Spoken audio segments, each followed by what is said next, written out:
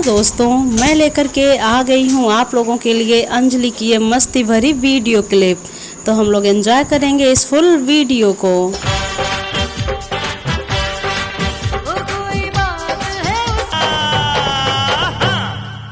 मैं सपनों में इसके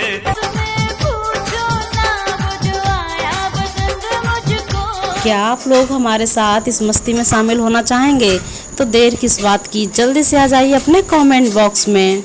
और तूने आज मुझे पहचाना है, मैंने खो गया और मैं दीवाना हो गया।